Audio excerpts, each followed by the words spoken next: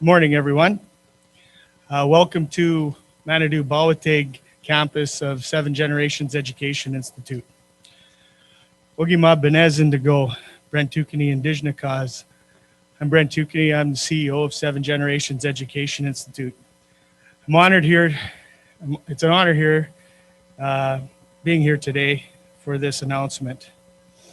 Today, we're here to listen to our First Nation communities and to support the needs of our communities. The residential school system has oppressed and tried to eliminate the language, culture, traditions, and identity of our First Nations people. The missing and murdered Indigenous women and girls are a result of the residential school system. This is one example of the harm that this system has done. But it's also time for an opportunity to develop an education system that reflects our communities and is grounded in the language and traditions of our communities. A system that values our elders and knowledge keepers, an opportunity to look at things differently and to make change. The First Nation communities have so much to offer, not only Treaty 3 area, but Canada and the world. I think it's important that we work hard to make this change now. I'd like to take this time to introduce our elder, Howard Kopanis from Whitefish Bay First Nation.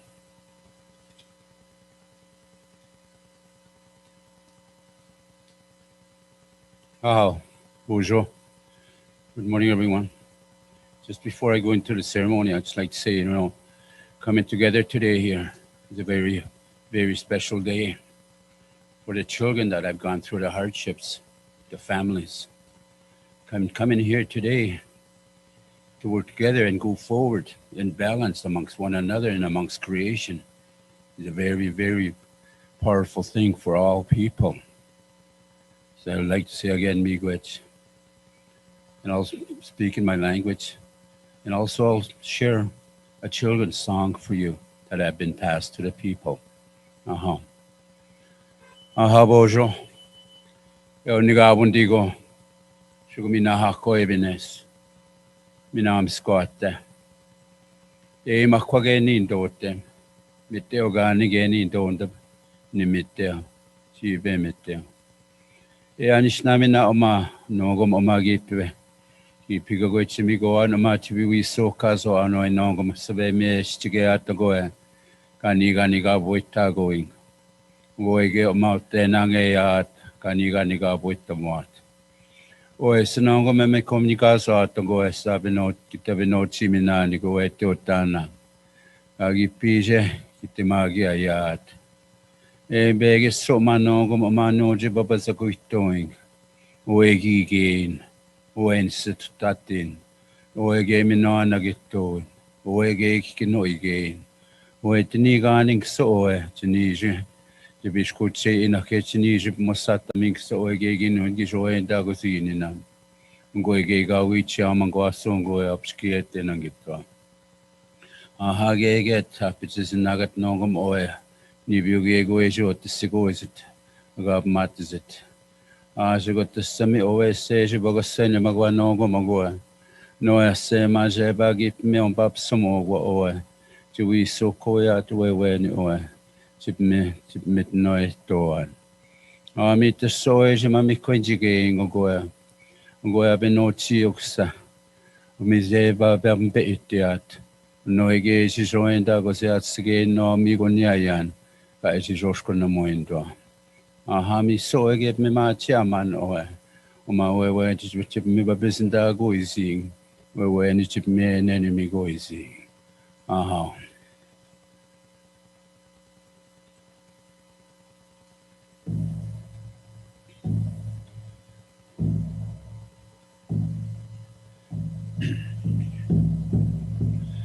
Go ala ala we ya we oh ya we ya we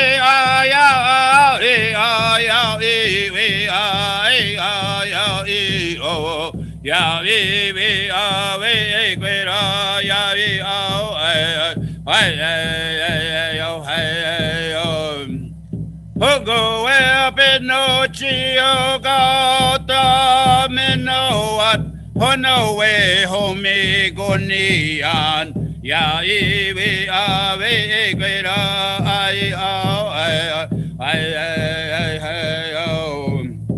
ya hera ye ya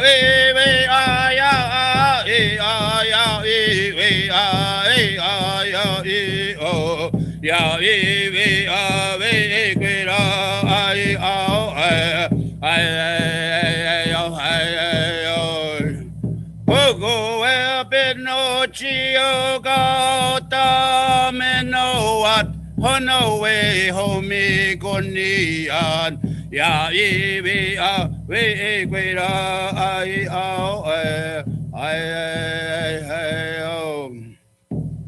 Hungo Epinochio Gata Menoat Honoe Homi Gonian Ya ibi ave equira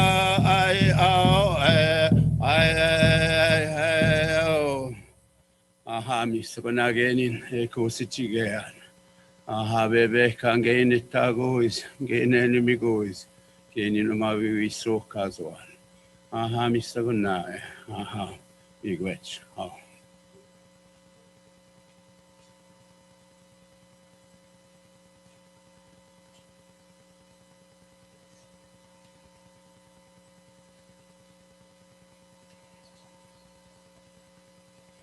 Miigwech, Elder Howard Copenas.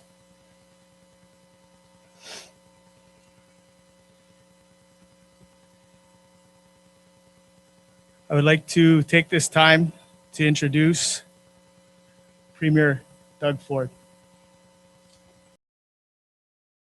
Well, good morning, and thank you, Brent, for the introduction. And I want to thank you, Brent, for the 30 years of service with Indigenous education. Thank you to Minister Rickford, Elder Howard Copenas, Grand Chief Kavanagh, Chief Mark Hill, Teresa Stenlund, Councillor Region 1 of the Metis Nation of Ontario, for joining me today.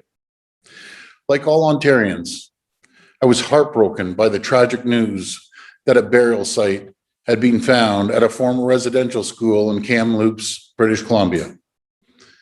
We grieve for each of the 215 children that lost their lives, as well for their families and the communities that they were taken from. This is a moment to recognize the painful legacy of Canada's residential school system and of the damaging, lasting effect it has had on survivors and Indigenous communities. We know the news from Kamloops has deeply impacted survivors and their families, and that Indigenous people are hurting, including here in Ontario. We're here to support them. Indigenous leaders and Ontarians are seeking meaningful reconciliation. And while we're prepared to work with the federal government, we simply cannot wait any longer to act. To support survivors, their families, and Indigenous communities. That is why Ontario is committing $10 million over the next 3 years to identify, investigate, protect, and commemorate residential school burial sites and cemeteries. Our government will work in collaboration with Indigenous leaders to ensure the process is Indigenous-led and respects the wishes residential school survivors and their families and the affected communities. And we will see this work through right to completion. We will also ensure appropriate mental health supports are available. There is painful but necessary work ahead, and we must confront what happened for reconciliation to be achieved. It's important for all Ontarians to be aware of the dark history and painful legacy of the Indian residential school system, so that we can work together to build a more equitable Ontario for Indigenous people. Now I'll hand things over to Minister Rickford.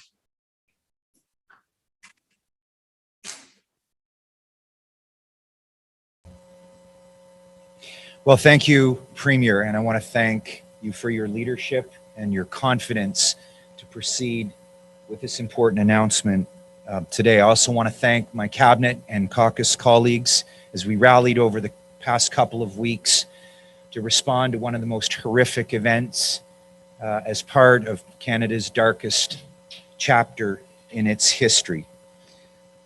I want to thank Elder Howard Kopanis for getting us started today in a good way. And I appreciated the opportunity earlier this morning to speak to the Chiefs of Ontario and let them know what we're announcing this morning. Brent, thank you. Brent Toucanet is hosting us here with his amazing team at Seven Generations. We have a COVID-appropriate announcement here, but he's got an amazing tech team.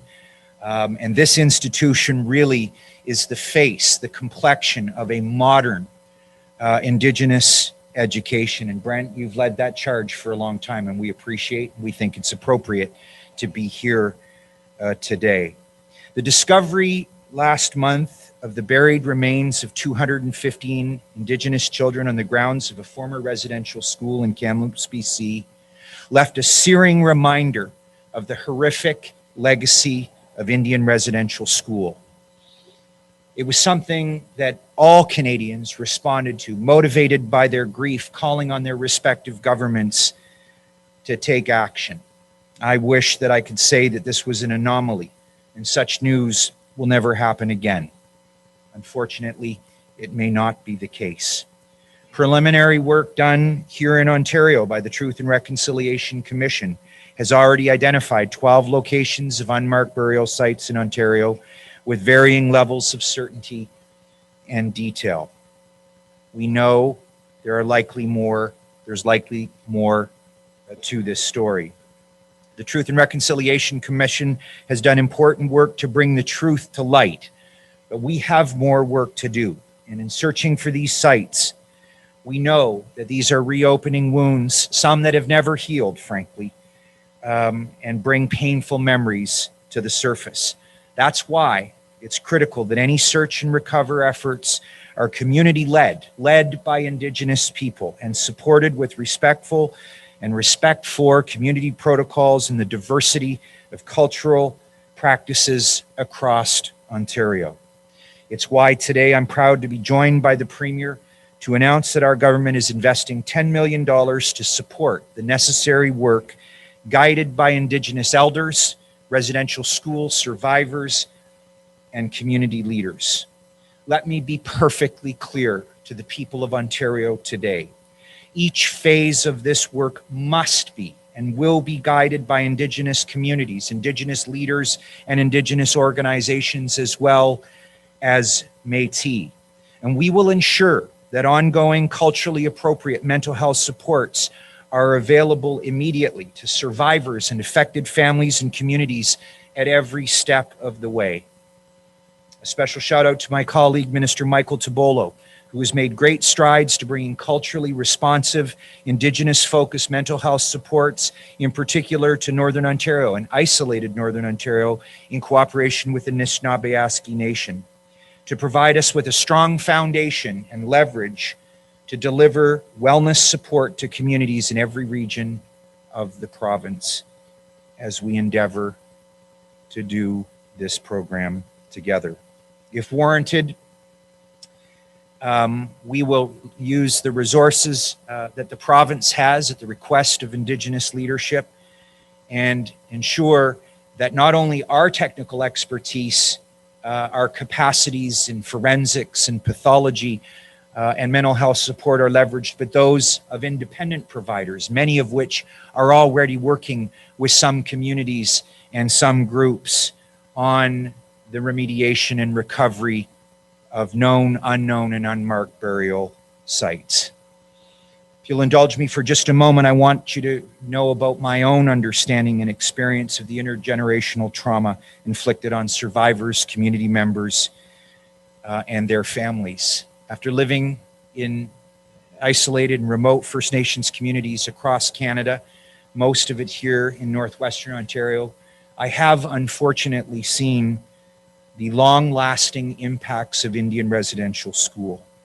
And so it is today, not just with a deeply professional, but personal commitment to the leaders who are here today and speaking, but to the Indigenous people of Treaty 3 and lands all across this province to move forward.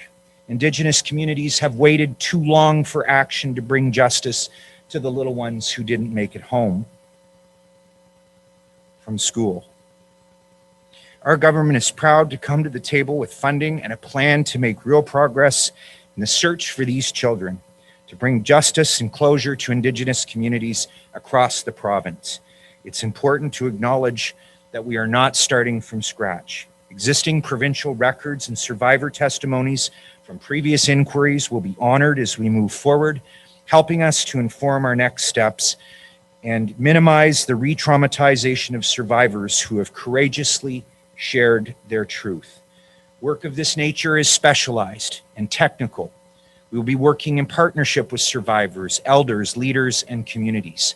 And our government, the Government of Ontario, will ensure that technical experts such as archaeologists, forensic specialists, and historians are available to support communities. We anticipate that many will want this process to move as quickly as possible. However, we must also ensure that the process is respectful and thorough. To that end, we are offering communities additional pieces of support. Dr. Michael Polanin, Ontario's chief forensic pathologist, has led exercises such as this around the world, and he'll be able to assist us in this process. We will also leverage the capacity and experience of Dr. Dirk Heyer, Ontario's chief coroner. Their expertise will help ensure that this critical work is done to the highest standard possible and rooted in a respectful and informed approach by the Indigenous people of Ontario. Initial site identification will be the first step in what is anticipated to be a much more extensive process, and we're committed to seeing this work through to completion in collaboration with our Indigenous partners. While some communities might wish to undertake this work immediately, there will be some that may not be able to do so. The wishes of affected families and Indigenous communities will be respected, and approaches will be flexible and community-driven. We will work with all of you to address this matter. Over the next few years, we will work together to identify, protect, and maintain Indian residential school cemeteries and unmarked burial sites. When we can, we will appropriately commemorate these sites and the lives lost and repatriate the remains of children for families to bring closure and move forward, should that be the wish of affected families and communities. And we will explore ways to work together to increase public awareness and deepen our collective understanding of the histories and the harms of the Indian residential school system. Through a principled and collaborative approach, we will begin to uncover the truth, to rectify past wrongs, and meaningfully contribute to the sometimes difficult work of true and full reconciliation. I'm thankful to the Indigenous leadership who join us here today, and I look forward to hearing from them in a moment. I want to thank Grand Chief Kavanagh, Grand Council Treaty 3, Teresa Strenlin of Metis Nation here in Kenora, Chief Mark Hill of Six Nations of the Grand River, who's joining us virtually today, and other Indigenous leaders here and that I joined earlier this morning to share in this news. I also want to mention and appreciate the letter that I received from MPP Saul Mamakwa in Keewatin. Saul, I know we spoke in the legislature not long ago. The contents of your letter, I think you'll find, are respected and reflected in the work that was well underway the moment we found out of the horrific tragedy in Kamloops. I look forward to working with you on this. I also want to acknowledge the words of support from other chiefs, Ontario Regional Chief Roseanne Archibald, who called for this process, former Grand Chief of Anishinaabe Nation, and my friend Alvin Fiddler. I'm honored to have your support in this plan. We will continue to rely on your knowledge and experience as we move forward. I want to thank everybody for being here today and making this announcement so special. My name is Greg Rickford. I'm the Member of Provincial Parliament for the Great Kenora Rainy River and the Treaty 3 lands. It's a privilege and an honor to serve my constituents, and it is humbly that I accept the responsibility to work with Indigenous peoples to recover, remediate, and move forward on this difficult chapter in the history of the Indigenous peoples here in Ontario. Thank you, Miigwech, Niawan. I'll now turn it over to Grand Chief Francis Kavanagh. Thank you.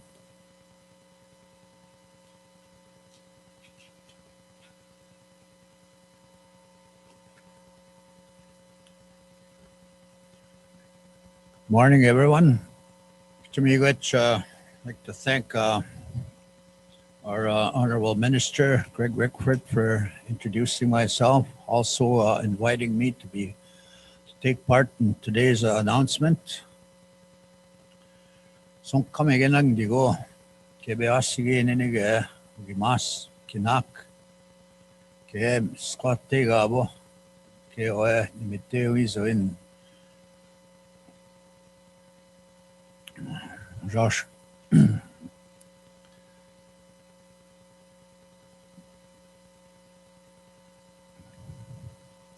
Slightly. Okay, I just lost my train of thought. Anyways, I'm glad to be here. You know, I'd like to also acknowledge and say Miigwech to our elder, Howard Kupenes from Notikomegwaning. You know, I appreciate his words during his invocation and song to commemorate the lost souls, the 215, and the subsequent remains that have been found in Manitoba and in Saskatchewan. And I'm sure there will be lots more found. Anyways, I have a prepared statement. Good morning, everyone. Miigwech for being here today. After the news of the 215 children found in Kamloops, our nation is heartbroken. This news has affected our people in deeply profound ways. While we already knew this occurred in Canada, it is incredibly painful to relive, especially for survivors and our families who have bravely been telling us the truth for decades. But truth be told, it has impacted every First Nation member throughout this land we call Canada. I have spoken to several people over the past few weeks of the unmarked graves on residential school properties here in Treaty 3.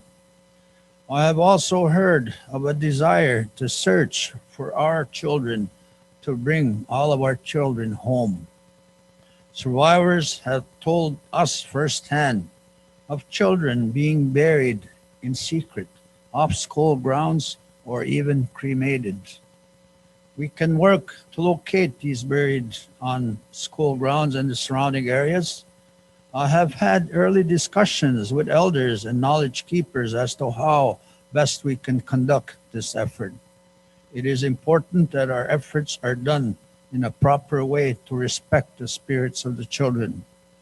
I will continue to have ongoing discussions with the nation to make sure no further harm occurs to the survivors, our families, our people, and our communities. Many Canadians were shocked, perhaps shamed, with the news, and I encourage them to learn about the real history of residential schools and of many other forms of colonial violence inflicted upon our people, starting with the territory they reside in, which is the nation of Treaty 3. I acknowledge the Government of Ontario for taking steps beside us in our search to face the realities of residential school. This requires people to admit uncomfortable truths, and the burial of children in unmarked graves is a crime against humanity. And I would deem the perpetrators of these atrocities less human than us. As a society, we can no longer hide behind the past or deny the realities of what happened in Canada. We must admit the crimes of the past and actively work towards ensuring that is this no longer buried truth. The survivors, our children, our families, I want to offer my support, and that you want to, if you are ready to, please reach out to someone to talk to. We cannot suffer in silence any longer, and it is important that we work through this together. Jimmy Wedge for this day. Also, I just want to share a little bit of how I'm personally impacted by this. I myself did not attend residential school, but I had four of my sisters and one brother older than me that attended. And it pains me to have to relive their experiences. I once watched one of my sisters talk to a federal negotiator during a lunch break. She talked about her residential school experience to this non-native federal negotiator. And I don't know what they were saying. I was never brave enough to ask either, but both of them were sobbing, and it pains me to think about that today, and that's why I say that not only survivors are impacted, it's all of First Nations people in Canada are impacted by this discovery. With that, miigwech again to the government for making this happen today. Miigwech.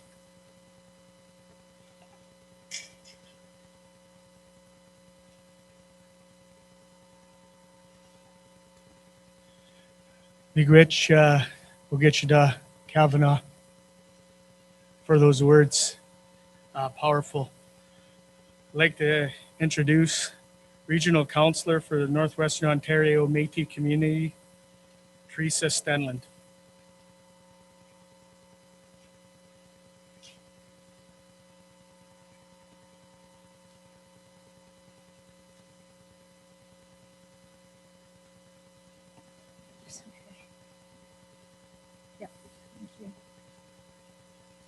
I just wanted to begin by acknowledging we're meeting on the traditional lands of the Anishinaabe of Treaty 3 and the Metis Nation. I also wanted to acknowledge and thank Elder Howard Kopanis for the opening prayer and song, Miigwech. I also want to acknowledge Premier Doug Ford, the Honorable Greg Rickford, Agichata Francis Kavanagh, Chief Mark Hill, and all those community leaders, guests, and others who are present here today or that may be watching this announcement. Today, I am thinking of the 215 Indigenous children that tragically lost their lives, and the hundreds more that lost their lives in the 130 residential schools across Canada. Sadly, so many in the Métis Nation have close family members who attended residential and day school institutions. My own family has been impacted by residential schools, but they were able to make it back home. Métis, First Nations, and Inuit children, families, and communities suffered under Canada's residential school system. However, the Métis experience of residential schooling remains largely untold. The schools tried to undo and eliminate what made us who we are, our languages, our cultures, our beliefs, and the very family and community structures that made our communities what we were or are. Our presence here today shows they failed in their ultimate goal. Still, many of our community members were forever hurt and changed, and some never came back to us.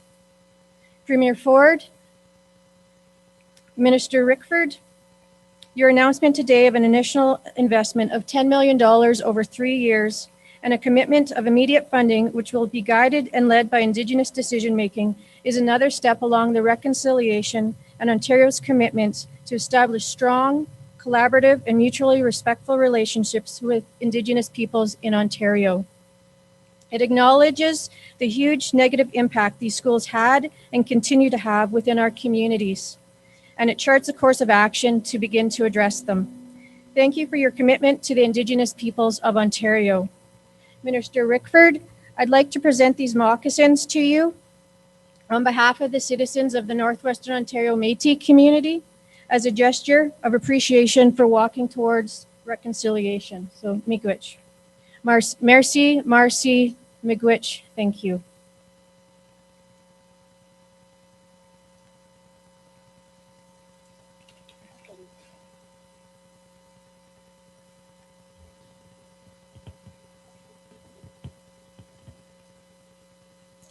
Miigwech, Teresa, for your words. I'd like to take this time to introduce Chief Mark Hill of Six Nations of the Grand River. He'll be accompanied by his Indian residential school survivors. Chief Hill.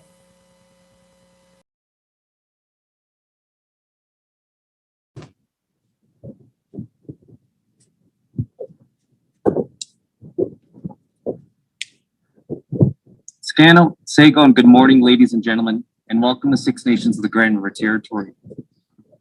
I would first like to start by acknowledging and thanking some of our survivors of the Mohawk Institute who are with us here today. I'd also like to recognize and acknowledge the opening prayer and song as we go and discuss further such a difficult topic. Also joining us here today and want to recognize Mayor Kevin Davis of the City of Brantford and MPP Will Bama for Brantford.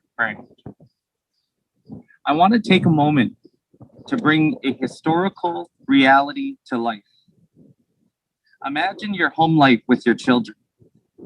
You raise them in your family, in your community, in your language, and with your culture and tradition and values. In the day-to-day life of family, your children learn what it means to be who they are, and they learn their identity and where they come from. But one day, officials representing the government show up at your front door and take your children away from you. They're put in a faraway institution, like example, what we're standing in front of today, where there is much misery, neglect, and abuse. You will not see them for a very long time, if ever again. Some of your children die, and some you don't even know what happened.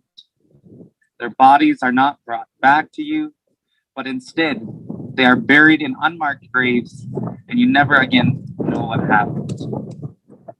This was the experience of all too many Indigenous families, and all of our communities remember. After the 215 children were found at the Kamloops Residential School, a full investigation into all such burial sites across Canada has become critical. At Six Nations, this has been a bitter renewal of grief for all of us. We too had our children taken away to a residential school, the Mohawk Institute, also known as the Mush Hole, again, which we are standing in front of today. This was one of the oldest, longest running of the residential schools, operating for 142 years. The intent was the same, to change us, to make us other than who we are. The National Center for Truth and Reconciliation has documented evidence of 52 children who died here, but we don't know how many others are out there, or most importantly, where they are buried. We know that there were 46 children from Northern First Nations communities sent here, but again, we don't know what happened to them. The Mohawk Institute was unregulated and unaccountable from the start. As the TRC said, the federal government was responsible for neglecting the health and safety of children. This failure to establish and enforce adequate standards, coupled with the failure to adequately fund the schools, resulted in unnecessarily high death rates at residential schools. But this failure of the federal government was built on an earlier crime: the forcible removal of our children from their parents, families, and communities. To this very day, at Six Nations, there are whispers within our community about our missing children and where they might have been buried. It is past time that we find them and bring justice. Six Nations is adamant that we must do this right, and with the best technical expertise and equipment available. I am so pleased that the Premier of Ontario, Doug Ford, has made today's announcement and is willing to lead the country in taking the right steps because it is critical that we work together. When it comes to the mush hole, the word complex does not begin to capture the essence, scope, and magnitude of the investigation required to search for the missing bodies of all children buried on the grounds of the Mohawk Institute. The Mohawk Institute burned down twice, changed locations, and was associated with substantial farmlands of well over 350 acres at least, on which the children were made to endure hard labor. In recent decades, nearby developments have also encroached upon related properties, which raises additional concerns about the feasibility of locating certain possible burial sites of our children who went missing so long ago. We must work with other First Nations communities in this process, as many of them also sent their children here. We don't know how many children in total we're talking about, and again, it is essential that we find out. The TRC also said that there were 51 children missing, but 215 bodies were found. The question is, how many will be found here? After reading a recent CBC article, I am disturbed and angered that it seems some companies may even be looking to take advantage of First Nations communities in the search for missing children. We must not allow those offering false services for their own profit to take advantage of survivors or our community. Make no mistake, Six Nations is adamant that there is no other option but to do this right with the best credible technology and experts.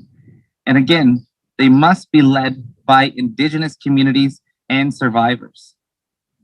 That is why we must approach this from a death investigative process. And we have called on the Commissioner of the Ontario Provincial Police, the Solicitor General, the Attorney General, and the Chief's Coroner's Office. And further, why we have sought the support of the Premier of Ontario and the Government of Ontario. Precedent has been set. Bodies have been found on the IRS property, and now by law, all other properties must be searched. Deaths have been reported, and there are reasonable grounds for these investigations as there is no other option. With the Government of Ontario committing to a full investigation of burial sites, Six Nations is encouraged in the hope that we will find all of our missing children and bring to light what exactly happened to each of them. In closing, we express our solidarity with everyone affected by the recent discovery or haunted by the intergenerational wounds, and we will continue pressing forward to protect all children of today and provide a better future for the coming faces of tomorrow.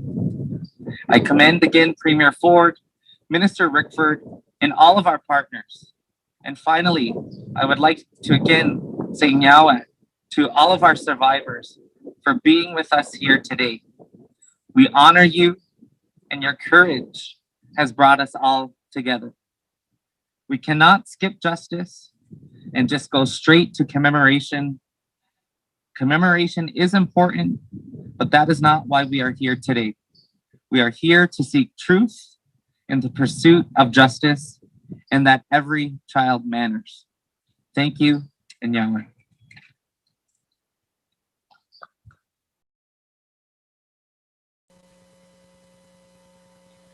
Miigwech Chief Mark Hill for your words. I'd like to take a moment here to say miigwech to Premier Doug Ford, Minister Greg Rickford, to the Gitchada Francis Kavanagh, to Teresa Stenland, to Chief Mark Hill once again, to Treaty 3 Chiefs, Chief Lorraine Copen is sitting behind us. Before we end here, I'd like to just, in honor of the survivors, and to take a moment just of silence here to think about our lost children in Kamloops and the others across Canada.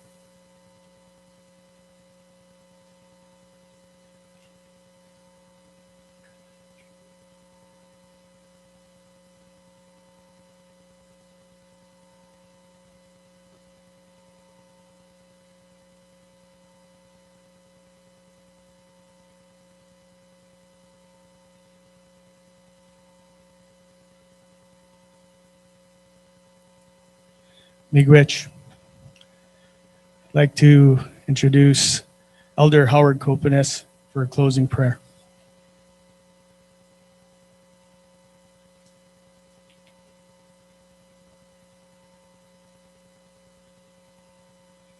Aha, miigwech. Our teachings, our elders say, when we come together to talk about life, to talk about our children, to talk about our journey ahead, we do not close our gatherings. We just say miigwech until we meet again.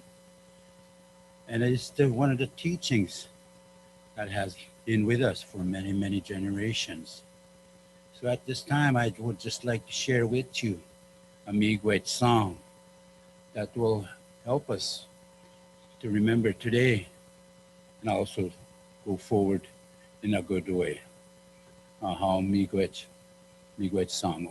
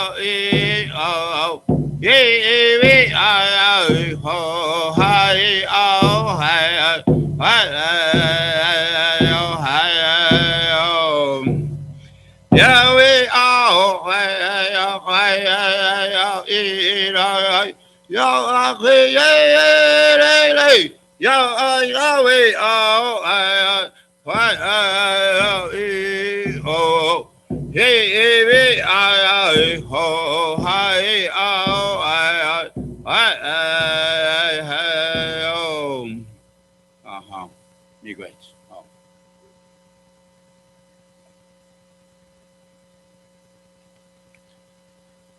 Miigwech, Howard, for the song. That concludes our announcement today, and media and question and answers start now. A reminder, if you have a question, to please use the raise hand function. And our first question comes from Randy Raff with CHCH-TV. Yeah, hi. Thank you for taking my question. I'm wondering, the Catholic Church isn't represented here today. Is there any place for them in this? And do any of the Native or the Indigenous spokespersons have any message for them? I'm not sure who you're addressing to that question to, but I'll take a crack at it. I was a signatory to the Indian Residential School on behalf of thousands of survivors across Northern Ontario. At that time, the Catholic Church was involved in bringing elements to the agreement, but I think other political leaders, and I won't speak for Indigenous leaders, some of them are here today and I think would want to make comment on that, but I absolutely think they should become an integral part of this process to the extent of their involvement.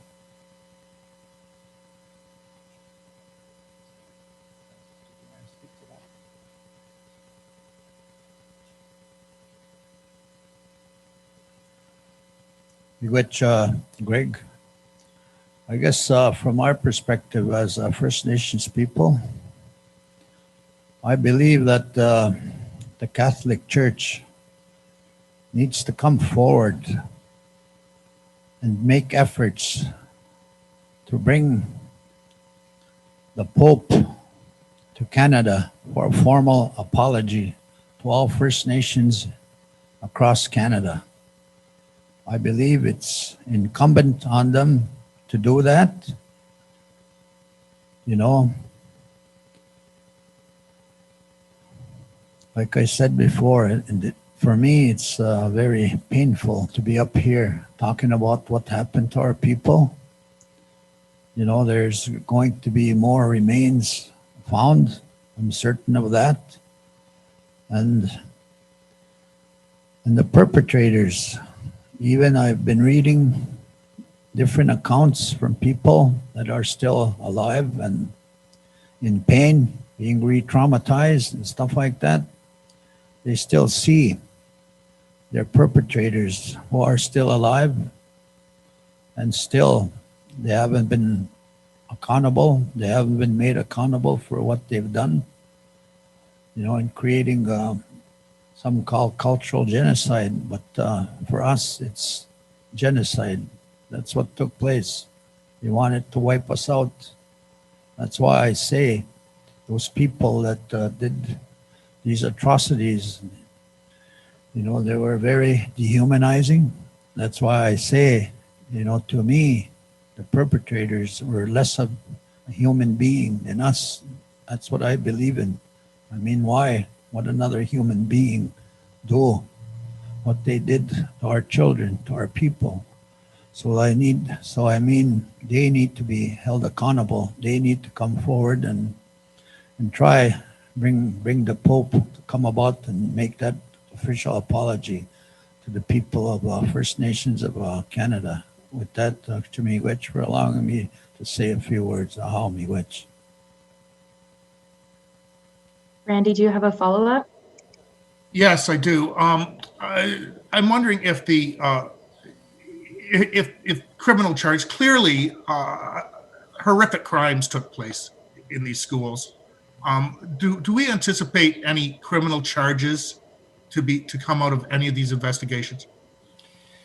Well, look, through the following from the Indian Residential School Agreement, obviously there were a number of processes that addressed issues of abuse and other kinds of activities. What we've announced here today is focusing on providing support to an Indigenous-led decision-making process to gather information, to support forensic and pathological information, to bring closure and a new beginning to the Indigenous peoples of Ontario, survivors, their families, and their communities. As Chief Hill, who spoke so eloquently today, and I had discussed a couple of days ago in helping to put pieces of this together, it would be available for the communities to understand and assess the information as it comes to light. But the province's role, obviously, in a federally administered program in partnership with other entities, our interest and our role and responsibility in this today, as has been said by a number of Indigenous leaders, is to simply support them, to leverage our technology and our capacity. I'm sorry, I had my mask on there. In an effort to identify, investigate, protect, and commemorate this horrific occurrence from the Indian Residential School legacy. Thank you. Your next question comes from Laura Stone with the Globe and Mail. Hi, Laura. Hi, Minister Rickford. I wanted to ask you about the timeline. So this is a 3-year plan, but there's no firm timeline on when the work will actually start or finish. It also speaks to the need to follow the community's wishes. So I'm wondering if you have any more specifics on when you think this work will start, and how confident are you that you'll be able to achieve consensus to get it done? Well, immediate and confident. We've worked closely under the leadership of Premier Ford with Indigenous leadership, the Chiefs of Ontario. We've worked through some challenging issues and turned them into opportunities. I don't see any reason to believe that we won't be able to do anything different in this situation. Phase 1 and Phase 2 provides for immediate funding. It focuses on trauma-informed, culturally relevant, and responsive mental health and wellness supports. In addition, to consolidate the work that Ontario has been doing in response to the Truth and Reconciliation report in these regards specifically, and it's not limited to recommendations 71 through 77 in the digitization, archival records, and gathering various other information, which I believe will be foundational to the work that Indigenous-led groups will endeavor to start immediately. That's why we've mobilized a significant resource at the front end of this. And frankly, Laura, we've left this opportunity down the road to understand what the most appropriate commemorative activities would look and feel like. So these resources are committed and intended to be immediate, to respond to the work that's going on across the country and even here in Ontario, and especially as Chief Hill and their community par excellence is leading a process there in the identification, investigation, and ultimately the protection and commemorating as information becomes available, their findings. Laura, do you have a follow-up? Thank you. My follow-up is for Premier Ford. You mentioned in your remarks you didn't want to wait for the federal government to move on this. What exactly did you mean by that? Were they asking the province to wait for more consultations? Do you think it's taken too long? Can you just expand on why Ontario has decided to move ahead right now? You know, Laura, this is federal jurisdiction, but I'm not going to wait to support our Indigenous community. We've built an incredible relationship with all Indigenous leaders across the province. And I've always said from day one, we're going to have their back. And I'll never break that promise. I'll always have their back. I'll always support them. But the atrocities, the tragedy that's happened in the past, we have to investigate it. We have to support the investigation led through the Indigenous community. And we're going to make sure we go to the full extent and make sure that they have the support that they need. I just don't have time to wait for the federal government. We should be acting on it immediately, and so should the federal government be acting on it immediately. But we have a great relationship. I'm very, very thankful and grateful. We've built this relationship through Minister Rickford, that's done an incredible job, through chiefs right across the province, and through Regional Chief Roseanne Archibald. We have an incredible relationship with Chief Mark Hill, so many, and we're going to continue that bond and move forward and make sure this is part of reconciliation. Laura, if I could just add, we have become concerned about the resources allocated by the federal government and the pressures that will be on it. We take responsibility for the relationship that we have with the Indigenous peoples of Ontario to support them in these efforts, and the pressures on that program led us to commit new resources, additional resources for this important work. After this announcement, I'll be writing my provincial counterparts, and hopefully we'll be able to join in a meeting and start to put the contours to a framework that other provinces can perhaps use and learn from, because we believe what we're announcing here today is leadership on this matter. Indigenous leaders have spoken, and we'd like to move forward with them and our provincial counterparts in making sure that this work is done respecting the desires of the Indigenous peoples across Canada, and that will happen very quickly. Your next question comes from Holly Mackenzie Sutter with the Canadian Press. Holly, if you could just unmute your mic. Hi, question for Minister Rickford. I wanted to ask you how you arrived at the figure of 10 million for this process, and if there could be more allocated if that's required as the work progresses. Well, thank you. This is never an exact science, but in our in building out the work and understanding the kinds of activities, realizing that there is internal capacity within the provincial government. I mentioned the coroner's office and our capacity in pathology. The experts out there that are already doing work, we believe that this was a reasonable amount of resource, and we vetted that, socialized it, if you will, with other Indigenous leaders, and we committed to make much of this at the front end focused on trauma, health, and wellness supports, and the immediate physical activities associated and technology requirements to support this. It can be available as we move forward to understand if additional resources are required, but we will call on the federal government at every turn to ensure that their partnership in the province of Ontario is as focused as what we've rolled out here today, and we'll make an ongoing assessment of our resource commitment as required. In addition to that, I've had an opportunity to speak with my friend and colleague, work closely with her, Minister MacLeod, on some of the commemorative elements of this, which will be down the road once we understand the scope and extent of what this work has found.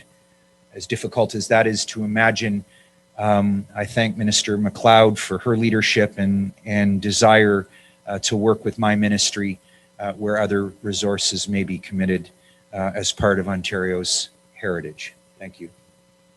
Follow-up? Yeah, I'm just wondering if the search might extend beyond sites that are designated as Indian residential school grounds, like if there are other possible burial grounds that aren't a part of those official sites, could the work extend there? The answer is yes. Much of this information is within the knowledge of survivors and Indigenous leaders. And today what we're providing is an opportunity moving forward for that information to come forward. As you heard Ogichida, Grand Chief Kavanagh allude to, it may be true that there are unmarked graves and that they may not be immediately proximal to the known 18 Indigenous or Indian residential schools, as they were called at the time. And that's what this work is intended to focus on, as much as the known burial sites that some communities have done some well-established work on. Thank you, Holly. Your final questions come from James Murray at Net News Ledger. James, if you could just unmute your mic. Hi, James. Good morning. Good morning, Minister Rickford. Good morning, Premier Ford. My first question is to Premier Ford. The speed at which you've acted on this is great. This is an important issue.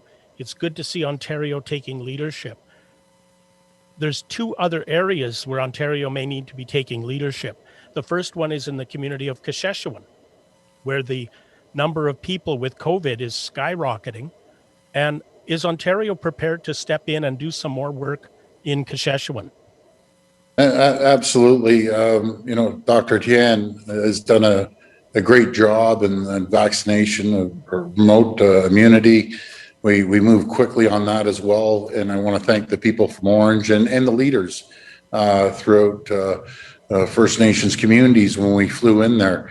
I understand that we have the second doses for the most part done. We're going to be flying in as well to make sure we support getting the 12 to 17-year-olds and anyone else who needs to be vaccinated in case they miss the vaccination. But that was so well organized through leadership throughout the Indigenous communities that we flew into and Orange, and they did an incredible job. So we're going to be up there. We're going to support them any way we can, and we'll make sure that happens immediately. Matter of fact, I think they'll be going very shortly. Follow-up? My second question is to both the minister and to the premier. And again, it ties to the speed at which you've acted on the residential schools. Can we see similar speed happen for solving some of the land claim issues that are going on in Treaty 3, in Nikakusa-Minikani, in Kukuchiching, and in the other communities? That would help families for reconciliation as well. And it seems to be taking an awful long time. Well, I'm happy to answer that, James. In fact, maybe to the contrary, respectfully, my friend, what Indigenous leaders have been talking about since we took government was the quick settlement of some outstanding land claims and flooding claims. Many of those have been stalled over the past decade since coming to government. We've moved quickly. We recognize that there are others that have complexities to them, some involved in court proceedings.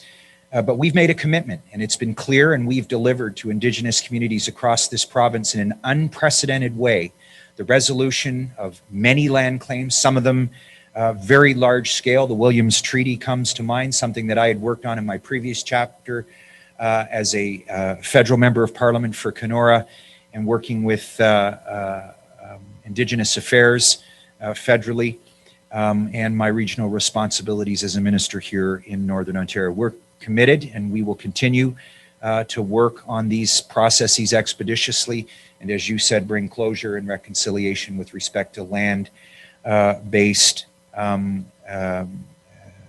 claims moving forward. Thank you. Thanks, everyone. Thank you. Thank you, everyone. Thank you, Rich. Thanks, Premier. Good to see you.